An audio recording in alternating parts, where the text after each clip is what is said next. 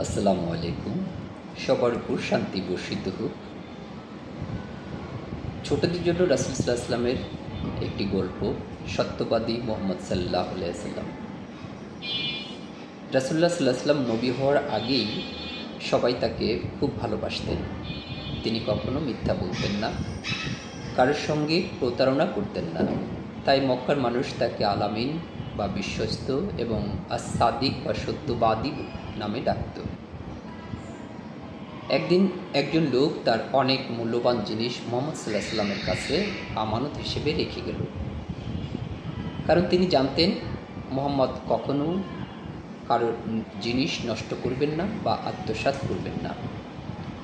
পরে যখন আল্লাহ তাকে নবী বানালেন, তখন অনেক মানুষ তার বিরোধিতা করল, এমনকি তাকে মক্কা ছেড়ে মদিনায় যেতে হলো। কিন্তু যাওয়ার আগেও তিনি মানুষের আমানত ফেরত দেওয়ার ব্যবস্থা করে গেলেন। তিনি আলী ইবনে আবি তালিবকে বললেন যেন সবার আমানত তাদের কাছে ফিরিয়ে দেন।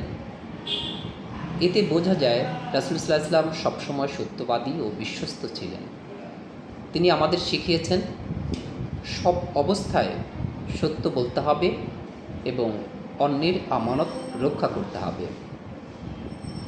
এই গল্পের শিক্ষা, সবসময় সত্য কথা বলবো, কখনো মিথ্যা বলবো না, অন্যের জিনিস যত্নে রাখবো এবং সময় মতো ফিরিয়ে দেব। সবাই আমাদের বিশ্বাস করতে পারে এমন মানুষ হওয়ার চেষ্টা করব। গল্পটি থেকে আমরা এই শিক্ষাগুলো আমাদের জীবনে অনুসরণ করার জন্য চেষ্টা করব ইনশাল্লাহ। সকলকে ধন্যবাদ।